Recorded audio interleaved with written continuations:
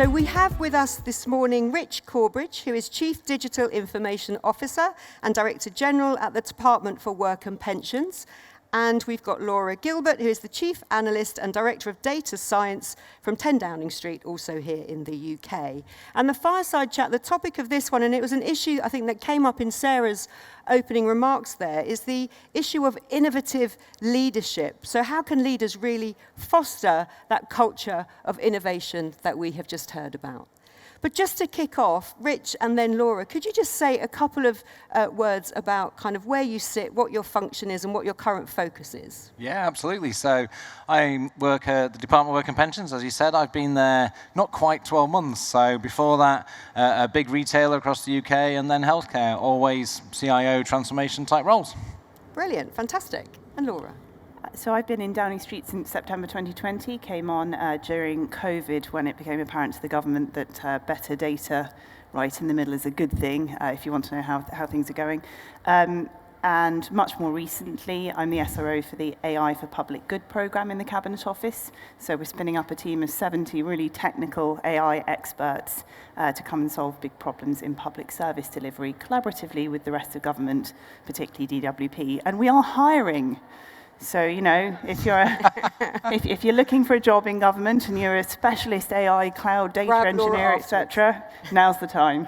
And actually, that's really interesting, because yesterday Alex was saying that of the kind of 500,000 civil servants that we have, there are only 200 AI specialists. And people were saying there are data scientists, there are software engineers that are good at AI, but there are only kind of 200 actual AI specialists at the moment. So it's interesting. It's going up by 70. So yeah, there we go. So we've just heard there about kind of the need to foster more innovation. And I guess my first broad question to both of you is, what do you see as being the biggest barriers to innovation in leadership at the moment? Laura, I'll start with you and then we'll come to Rich. Well, I mean, this is something we go around on a roughly annual basis, the question of sort of how to become more innovative. So if it's easy to solve, we probably would have done that. I do think there's a lot in expanding the definition of leadership. So at the moment, you know, the civil service has a very specific structure and a very specific culture. It's still, you know, quite gradist. And we tend to look to a certain level of leadership to provide, you know, the direction and the inspiration and, you know, the mission. But because it's such a very diverse organisation, there's a lot of skills and there's a lot of people trying to deliver different things. And I think that where we could do better would be in reminding people that work in the civil service that actually almost everybody in this space is a leader in something. Everybody is delivering something, everybody has a passion, everybody has a specific role, a focus, and the way that we're set up, they tend to be allowed or encouraged to sort of leave the direction and the mission to people above them. And I'd like to pass that down to the people doing the specific jobs a bit more. A little bit more training, a lot more permission to take risks, as Sarah was talking about. And in a dream world, real incentivization to try and break things and do things a little bit differently where it's safe to do so. I'm going to come on to that, giving people permission to fail, because I've heard that so many times in different events. In a moment, I want to really unpick what that means for people, because I think it's easy to say, but maybe harder in reality to achieve. But Rich, your thoughts on kind of the big barriers to innovation at the moment? Yeah, so, and I think that risk appetite and the risk of not doing something at last is starting to take hold, and people are starting to take both sides of that coin. It was brilliant to hear Sarah speak about that earlier. For me, I think we've been looking for a wee while now at how do we collaborate? How do we collaborate to make sense? And there's a piece of work David Holmes's done around death of the expert and rise of the collaborative sense maker, which I really love that as a phrase, that how do we stop trying to all be complete experts in our thing, and how do we reward the fact that collaboration and making sense together of the most wicked problems is actually the most innovative part of what we're trying to do. In DWP, in government, or generally, I think the innovation nowadays is more about how we bolt things together to create solutions rather than the big white dream of what might be behind us that we don't know about. But at the same time, we're all what's the 2030 digital plan for DWP? Who on this planet will possibly know that? Because we don't know what's going to come in 2025, never mind trying to second guess 2030. So let's be innovative about the next 9 months, next 12 months. Let's go after stuff together with DWP, Cabinet Office, Department of Health and Social Care, and really put citizen at the centre of what we're trying to do, to collaborate to offer new and better ways of accessing services. So innovation doesn't always have to be about really thinking kind of so far out. You can also be innovating in the kind of medium. More and more so. More and more so.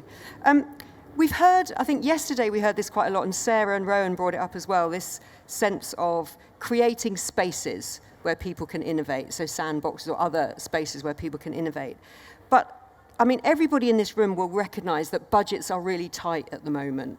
Yeah. So how do you, in reality, kind of free up people, time, resources to create those spaces where people can experiment? I mean, you have to decide it's a priority, and it doesn't always have to take money. I think one of the ways the civil service sometimes fails to innovate is by having too much money. Yeah. So there are quite a number of programs where you're looking at tens or hundreds of millions of pounds worth of spend as a big budget, and you'll then go out to maybe a large reseller of some sort, or a company, to try and deliver that, and it turns into a big behemoth, and it's going to take a really long time to deliver, and you're not always very confident you're getting really the value for money. You can do a lot with not a lot and really keen people, and we've been doing this through Evidence House, for example. So over the past year, this is a volunteer program, basically. Civil servants sign up. We have about 850 active members, and they literally come in and they help us hack solutions to wicked public service delivery problems. We got 550 of them in a room in December and taught them to code in Python, either basic or quite advanced AI kind of coding. They've come to a number of hacks through the years. The ministerial red box that we built came out of one of those hackathons, for example, and a number of other solutions. And my fantastic director of strategy, Owen, managed to get the whole thing done for the year on 500 quid. So you can do a lot with lots of, there were a lot of favours, and we did a lot of sort of working with companies to see how they could support us, and, a particular shout out to Microsoft, actually, who were brilliant, but a number of other companies. But you can do a lot with keen, talented people and not a lot of money, and actually sometimes more, I think. So I don't really accept that money stops us doing everything. I think that we need to be giving people space in their diaries to go and do something different, to bring the inspiration from that into the rest of their work, to come back with learnings. We need to find a way to upskill people and get them to do more with us, really. And that's not about saving money, it's just sometimes it's better. It's really interesting because we have fantastic speakers at Innovation from all across the world, and actually we're hearing great innovation from some countries who don't have a lot of money because they're kind of forced to innovate. Well, actually I'm on the subject. I went to Nepal last year, and this is one of my favourite topics. It's a piece of leapfrog AI, and what they're doing in that case, there are many things that are really impressive, but one that really struck with me, smear tests, everyone's favourite topic. Ladies, am I right? But what they're doing in this case is they don't have a sort of nationalised health service in the same way that we do, and they still have people obviously getting cancer, and they need a solution for that that's cheap, affordable and effective. And the way they've solved it is they have mobile telephones, they have an attached sort of camera with a light on, and they invite the ladies into a van, and they put the camera in, and it shows, a picture of the cervix, and the AI will scan it and say, are there any dubious-looking cells? And if they are, the practitioner whips out a laser and burns them off, and then off you go. Now, I compare that to here, where, first of all, you've probably got, in that case, they're training just technologists to just go and do that. In this case, we've got medical personnel. I'm going to get a letter, I'm going to wait several weeks, I'm going to go, someone's going to poke you with a sharp stick, then you're going to get a letter going, oh, it's inconclusive, come back and have it done again. And then if you've got a problem, then you go back and get treated. So one of those, starting with no money and no infrastructure, feels much better, both in terms of cost and in terms of actually the experience for the woman than the other one. So I find that very interesting. Yeah, very interesting. Rich, your thoughts on this? Is it a question of actually you don't need a lot of money, but how in reality do we create these spaces? Maybe it's not a money thing, but people are so busy as well. So how do you create that time? And Laura said it then, didn't she? Sort of that space in the diary, that ability to inspire others. DWP's been lucky for a number of years. We've invested in what we call our Innovation Lab, a group of people whose job isn't to just do the tech stuff and come up and dream new ideas. It's to get into a job centre, get into a service centre, talk to a citizen and find out what are the problems and then get technology people at the table at the beginning to work through the problems. The culture of the IT department being thrown something to go and plug in and make work has started to change and needs to continue to change. People who do what we do are probably the best experts in how to transform, how to bring innovation and efficiency to any business, not just civil service. For many, many years, IT's been the one that catches it over the wall, plugs it in, and then has to pay for it for the next decade, while the people that work here use it. And I think what we've done with our innovation lab is to try and put it as a place to come and ask what the problems are, and then let's get there together to solve it, and let's decide quickly what we go after, whether it's productivity and efficiency, whether it's something that is interesting and keeps our own colleagues engaged. And I think that's equally becoming important now in civil services. As times are tighter, we still need to have the interesting things to attract the talent, and that tends to be where the innovation is as well. I think that's really right as well, because we actually do have a lot of talent in government. We've got a lot of very keen people, and where we manage to engage them, you can really fast track that transformation. People in departments who are picking up skills and then transferring them. Very, very powerful. I mean, on that note of having a lot of keen people that we want to engage, before I ask my final question, then I'm going to come to the audience, I want a show of hands here, and be honest. How many of you in the room feel like if you have a great idea and you want to test it out, but it doesn't quite work out, do you think that will be held against you? So I'm basically asking how many of you feel like in your current roles you have permission to fail? Half-ish? No, maybe No, not half. I would say that's not even About a 15% quarter. probably. Yeah, of the room. Which, when in considering what we're saying, I think that's not a great space that we want to be in. So we want to improve that. So my final question before I come to the audience, two of you in senior roles, like you are the leaders in this space. What does giving permission to fail to the people that work with you actually look like in day-to-day work? I think, so for us, it is about getting in front of our customers, defining who they are and working together on the problems, knowing full well that at the end of the solution, it might be a problem that we can't solve right now. The tech's not there, the money's not there, our capability isn't there. More often, we can't join the data up. We can see how DWP working with other government departments could be infinitely more efficient and infinitely more serviceful for our citizens. We can't go after all of those areas, but I think we are getting better and better at making it clear that let's work together around the problem, coalesce around where we're trying to get to, and by having regular gates and stages and moments where you can talk about where we're at, being able to say, okay, we've learned some stuff. It's not going to be the answer, but we've learned some stuff. Let's see how we apply that back into DWP. And actually, through Laura's work and other parts of central government, how do we make that known to other government departments as well? So sharing good practice as well. Which can be a failure. Yeah. I think as well, I mean, there's a lot about, fail fast and sort of failure methodology. It's, what do we really call a failure? So we have in 10DS basically a risk target. So when I'm assessing people's performance, they have objectives, and those objectives will be ranked from 1, which is like you kind of already ought to be able to do this, that's pretty remedial, to normal part of your job, 3 a bit of a stretch, and 4 very, very hard and really ambitious. And everybody has to have these targets, to have between a 30 and 70% likelihood of not achieving that objective. That's the target. If they're achieving everything, we've set the objectives wrong. So it's not a failure in itself. But when we come to the actual sort of way we do failure, again, with the AI team, we're looking to scope out and deliberately kill most of the things that we scope out. We're looking for real return on investment. We want things we know we can deliver that are going to be really, really effective. Again, if we only did things and drove them to delivery, we wouldn't be doing our jobs well. So the failure point is when you have, maybe gone and tried the thing, not realized quickly enough that it's not going to be good value for money, or, you're not going to be able to deliver it well, it won't reach the customer, and then carried on anyway. And that would be the kind of failure I'd say to my staff, what did you think you were doing? We had metrics, we had evaluations, it's been running on, we've wasted a lot of money. It's not a failure when someone goes, right, 2 weeks in, that's it, this is not productive target, there's a huge opportunity cost, we're going to go and do that instead. And I think maybe you've hit on something there in terms of that performance management cycle, that kind of annual review process.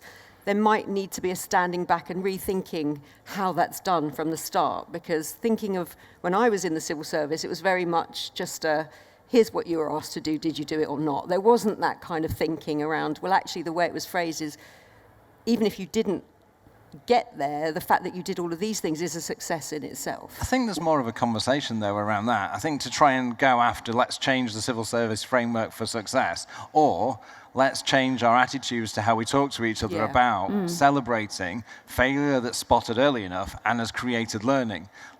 It would be great to go after the framework and try and alter that. We all know that's going to take probably way too long.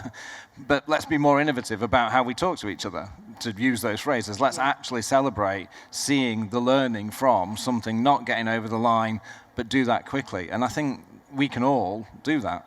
And that's actually a real target of ours as well. So when we're doing project scoping, and we know we've got something quite risky, I'm sure lots of people do this, but I find it very, very useful. So if I've got something and go, right, we can deliver this thing, and there's got a 70% chance-ish that we think it's not going to work, the way I'll decide whether to do that or not is what are the side benefits. So when we don't achieve this thing, right, but if we've managed to forge a great relationship with another department, we didn't have it before, unblock data, build new data pipelines we can use later, build new code that I can reuse, or massively engage the staff, teach them new skills, and make them want to stay and work for me, rather than go out into industry where they'll be paid more. Define what the success is. Exactly. Then we'll do it, because you've got a number of objectives there, and you know that at the end you can say, when we sit back and review this, and we do our impact review, here are the things we've gained. And we knew in advance that we might not get this, but we were aiming to do those as well. So there's really something in the way you sit down with your teams and sort of say, what does success look like? Yeah, fantastic. Thank you so much for that. I'm going to throw open to the audience, and I'm really conscious we're a very long room, as I said yesterday, so I'm going to look through all kind of corners of the room.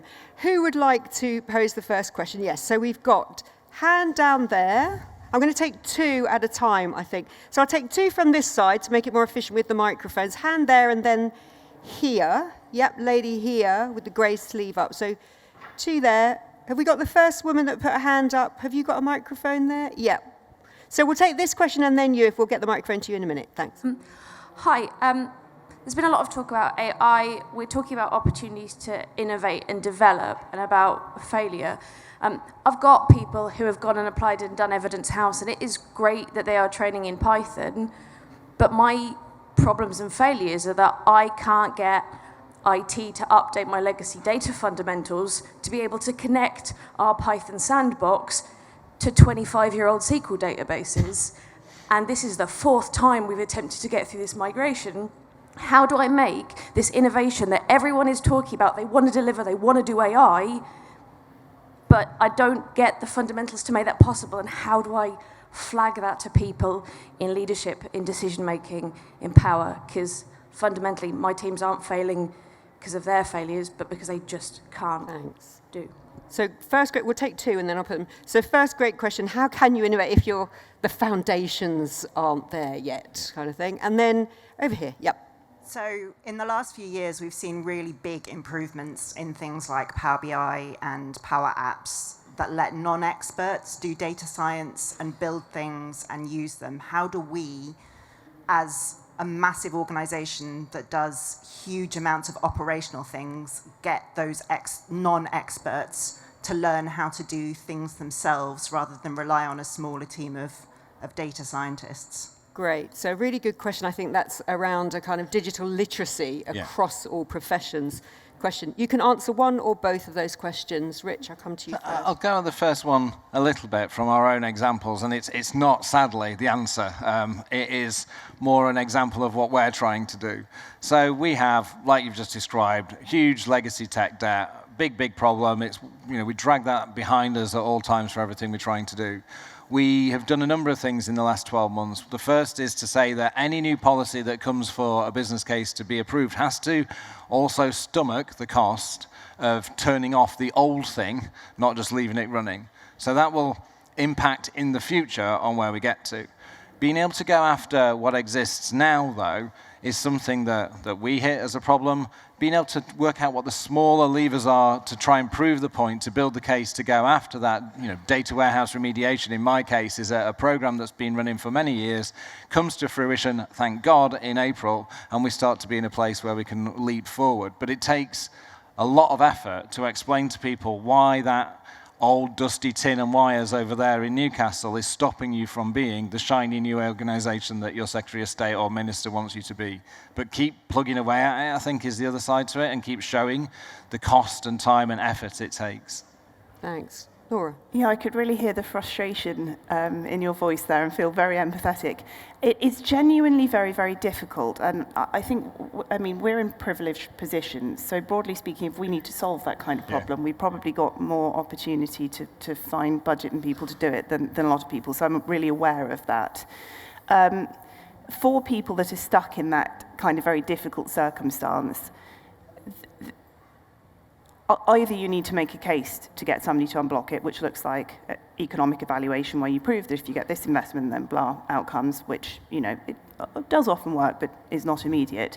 Or you can try working around the problem, getting yourself some master's students from a good university, offering them a decent deal where they get to, write out their project, finding people that code, getting them to rebuild it for you. And actually, we do that all the time. A lot of the work we've got done, particularly prior to having this new 70 headcount, has been going to GCHQ and saying, we can give you exposure to some really interesting things, or, various government departments. Or, master's students come in and we'll get you your course credits, and find some techie people who are obsessed with coding and get them to build those pipelines and environments for you. And it's really not easy, though. Did either of you want to touch on the skills? Yeah, the Power issue? BI. I'm not in Power BI world, but it feels like something that should be very much on the civil service learning platform, that everybody should have the ability to do that. We've just had one big thing, which is data learning this year. The government, civil service particularly, is committed to investing in data learning, and people have 10 days of upskilling a year. So if we think that's important, then recommending to all staff that they go and do that kind of training feels like a really achievable thing to do. So perhaps go to your department and ask them to signpost you to that training and advertise it. I think there's something as well around the structure you put in place around that from a team's point of view. How do you get that hub and spoke type model so that you seed into our business lines the expertise to help our business grow their own skills? So one big thing's been brilliant, being able to sit and do that learning and training yourself, but actually sit somebody next to me for an hour a week and let me get things wrong and let them course correct what I'm doing so that next week I'm getting those things right. So we've put into our data and analytics office the hub and spoke model and seed out of there our data analysts into business lines across DWP so they sit next to our colleagues and help them answer the questions they're trying to get to.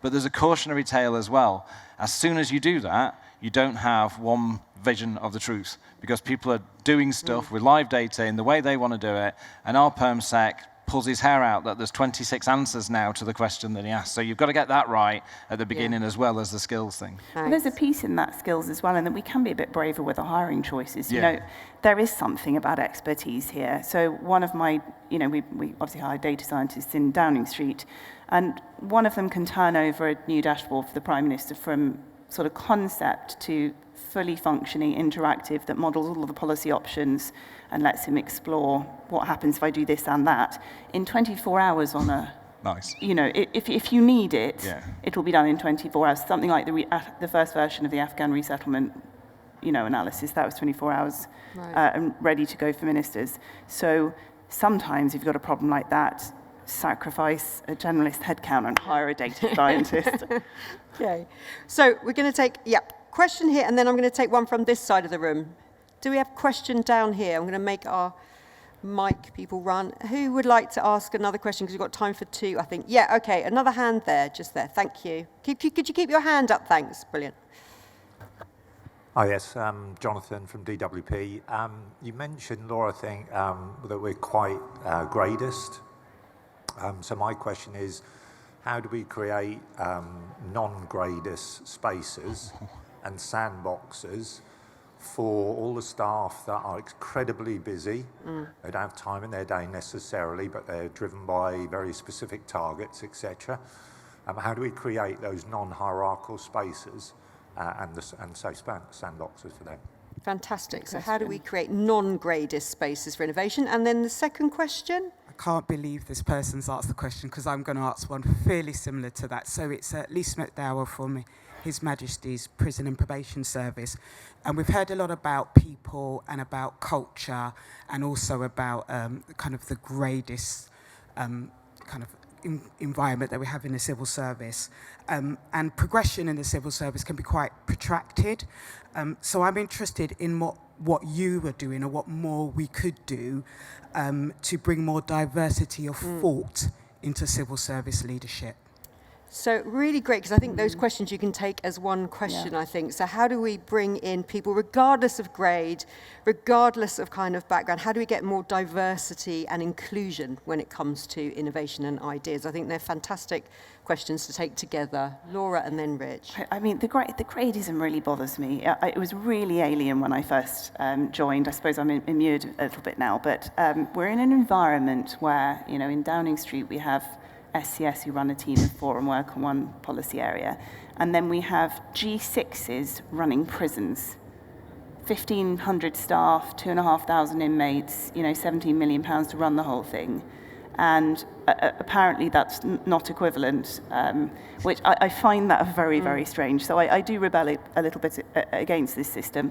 And I do think it's a leadership thing. I think I see it getting better.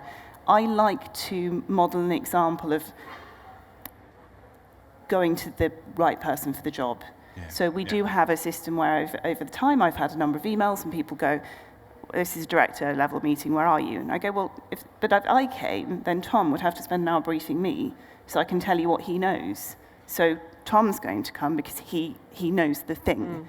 And I think there is a behaviours thing where we can do a lot better at that and sort of operate, I think what can drive that is a more outcomes-based approach to everything. Yeah. Because if I, as an SCS, am being graded on what have I delivered genuinely, what are my outcomes? I'm responsible for this area. What have I done? Where's the value? How much money have we saved? How much have we improved the technology in the civil service? Then what I want to do is get the best person to the job, and I want really skilled people, and I want to train them, and I want to support their development, and I want them to do brilliantly. So we do have that sort of leadership challenge. Whereas if perhaps what I'm being assessed on is more about visibility, membership in ministerial meetings, I'm really not incentivized to do that. Right. And I think, again, it's a culture that is changing, but the more people that are a bit more forward-looking with it, and the more we give people opportunities and set objectives rather than, vision, then that would be useful. I think that objectives and outcomes piece is really a good lever to pull in both of those questions, really. I mean, there are not many organisations in the world, really, are there, where your job title refers to how much you put in the bank at the end of each month. And the NHS and the civil service are 2 of those, and they're very, very big employers in reality. So, and I remember I was the CIO in the Republic of Ireland a number of years ago and said I wanted to take away that grade element of your job title, and the trade unions were up in arms that they saw a Director General was going to try and take away that out of the job title, which was fascinating.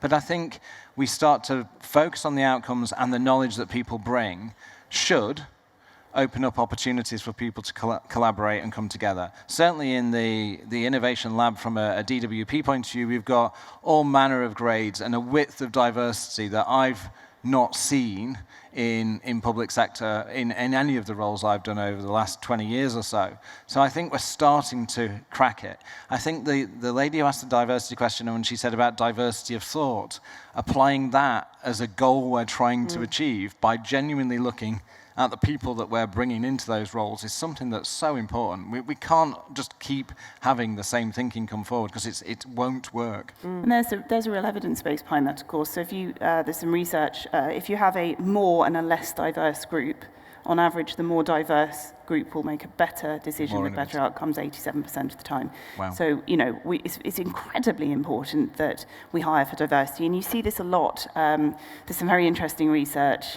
on sort of how panels work. And sometimes we actually do this quite badly, because there's, for example, if you look at women being hired, an interview panel that has one woman on it is less likely to hire women than an interview panel with no women on it. Wow.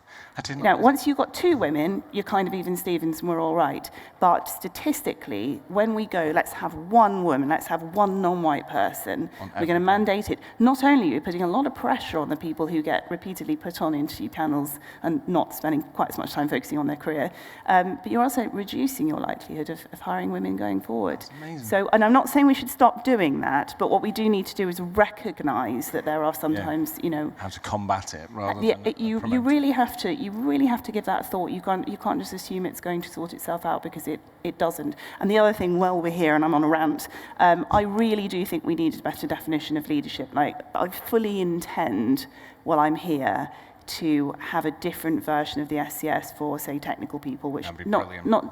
Yeah. every type of technical, legal, etc. Because at the moment, SCS again is assessed by how many people work under you, and how many big events are you doing, and what are your line manager skills.